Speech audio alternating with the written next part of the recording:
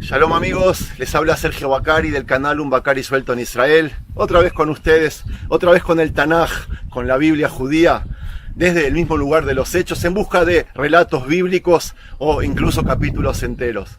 Lo que vemos aquí detrás mío es el Emek Israel, el Valle Jezreel al norte del país.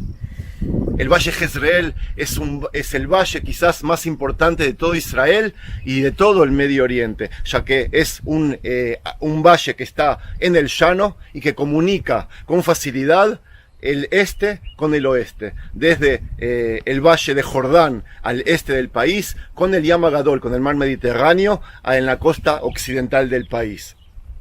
Por todo el resto del país, por todo el resto de Israel, por todo el resto de la tierra prometida, el paso entre el este y el oeste es dificultoso porque hay montañas, porque hay cordilleras de montañas rocosas que dificultan y a veces incluso impiden o impedían el paso de ejércitos o de caravanas que querían transportar mercadería, ya sea los que venían desde el este, las caravanas de camellos que venían desde el este con mercaderías, o las potencias que venían de los países nortes, de la Mesopotamia y demás, que tenían que transitar por aquí rumbo a los puertos que hay en el mar Mediterráneo, como siempre les vengo contando, o la gran tierra de Mitzrayim, de Egipto al sur, que toda la historia fue rica y hacia ahí querían llegar las mercaderías o también los ejércitos. Por eso este valle es de suma importancia, y lo que voy a hacer hoy va a ser relatarles unas cuantas batallas a grosso modo que hubo aquí por este valle, también incluidas las de Israel, para luego continuar con el relato de la semana pasada de En-Gedi sobre Shaul. El rey Shaul, el primer rey de Israel, les conté que había dejado de perseguir a David allí en En-Gedi y se dirigió directamente aquí. No es que lo dejó de perseguir, hizo acá un recreo entre comillas para tener que enfrentarse con una dura batalla contra los invasores o los filisteos. Les vuelvo a decir lo que yo siempre les digo: filisteos es un término mal usado, una pésima traducción de la palabra plishtim. Plishtim en hebreo significa invasores, y cada vez que el Tanaj nos quiere decir de que llegó acá gente que estas tierras no le pertenecen, que las venían a invadir, se les dice plishtim, se les dice invasores. El que tradujo la palabra filisteos transformó a los filisteos en un pueblo, en algo que tienen una historia común, y es un error. No existe el pueblo filisteo. Filisteos vendría a ser invasores que llegan desde el mar Mediterráneo, cada uno en su tiempo, cada uno en su época, cada uno con su cultura, cada uno con su idioma, y no hay conexión entre los diferentes pueblos entre sí. Empecemos el paseo. Les muestro primero este lugar y después salimos a caminar. Vamos.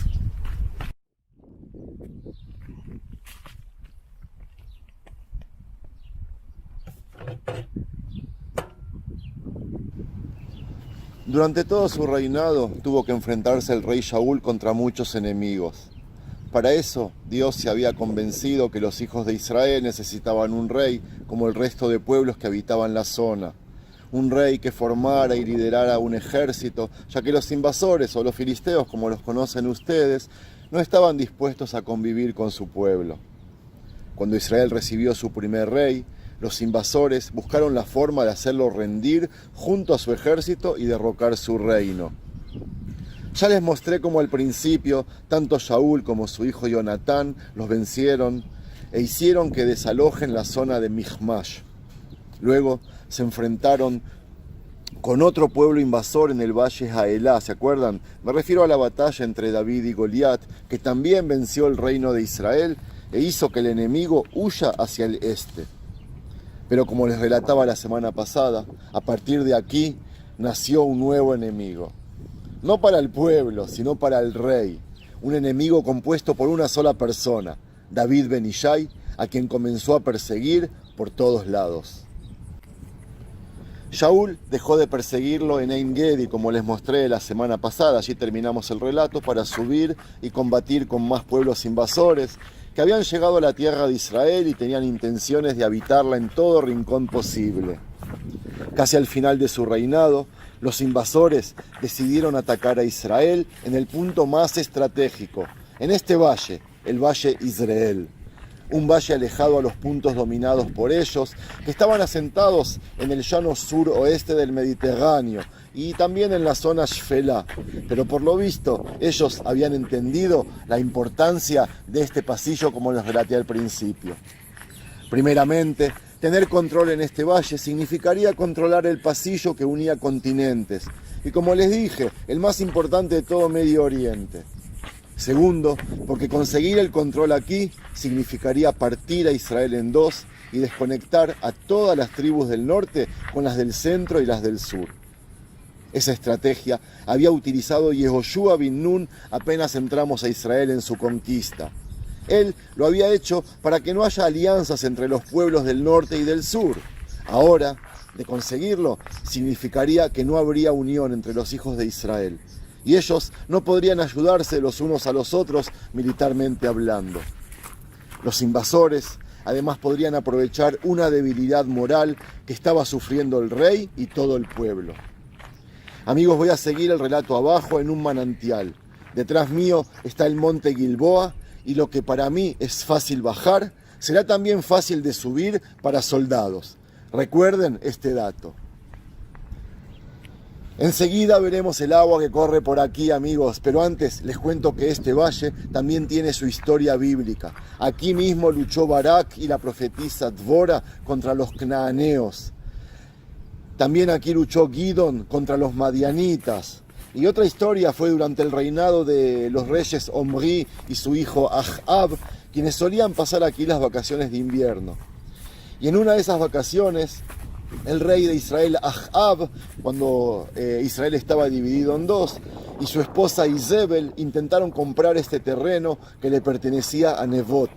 Nebot se negó a venderlos. Se trataba de una prohibición de la Torá vender estas tierras cultivadas, ya que la Torá dice que son tierras que les pertenecen a Dios.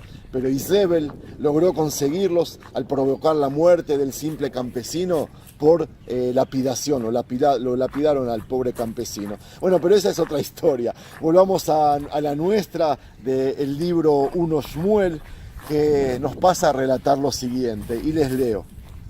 Vayehi veyamim haem, vayikvetzu plishtim et machanehem letzava leilachem beIsrael.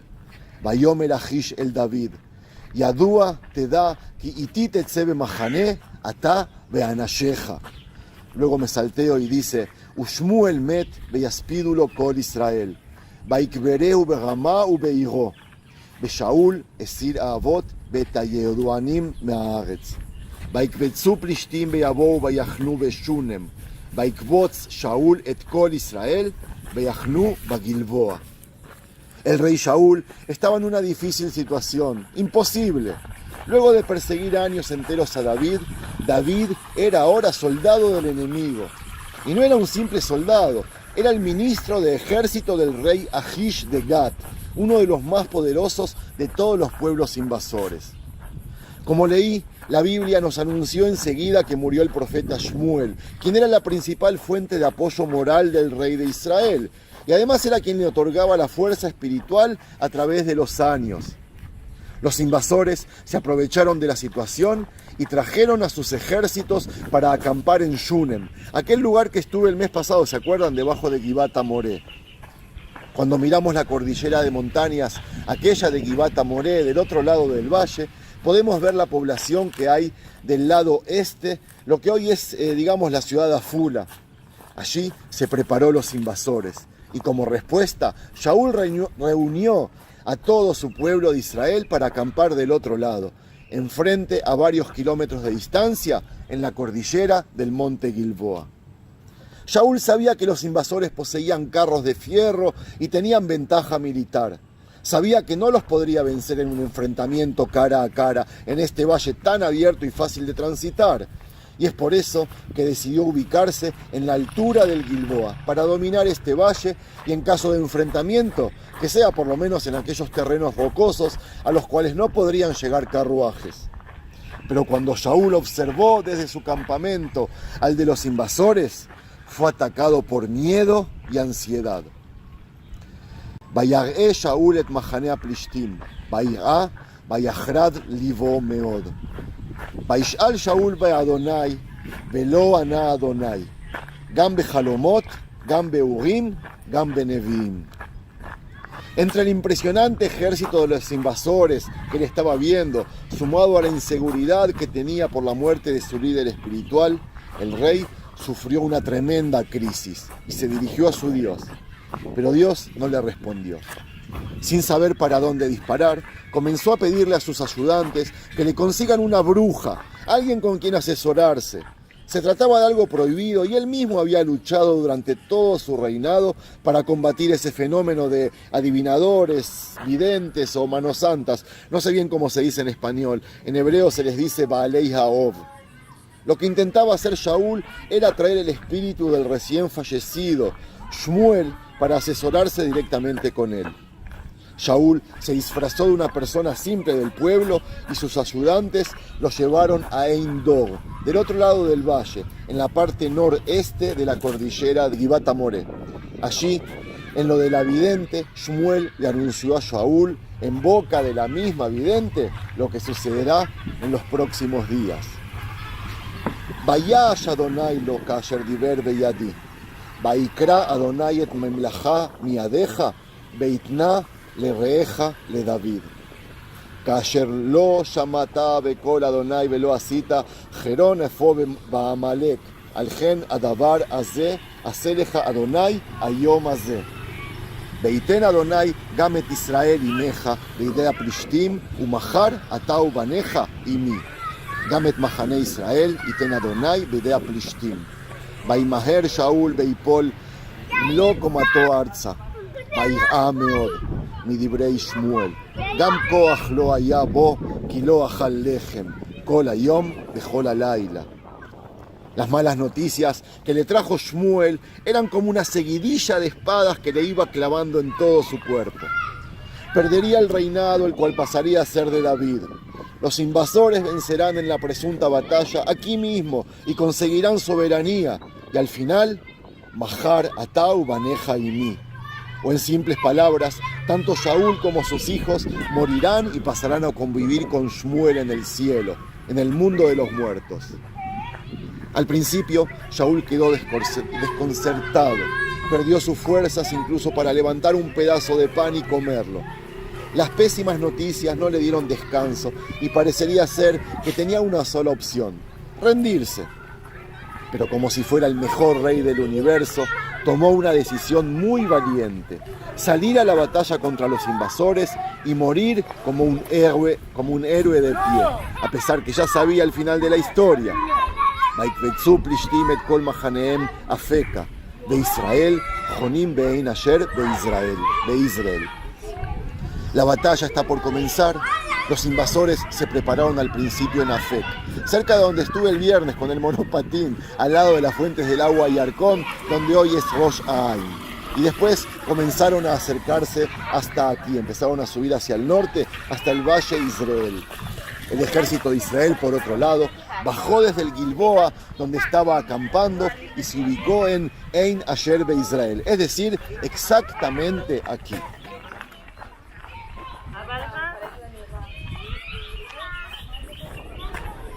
Ein Israel es una fuente de agua que proporciona agua todo el año y podría ayudar mucho a los soldados y a sus animales. Se trataba de una riqueza natural que no podían tener en el Gilboa, ya que era y es hasta hoy un lugar seco. Además, este punto es el más fácil para comenzar a subir al Gilboa. ¿Se acuerdan que les dije al principio del relato?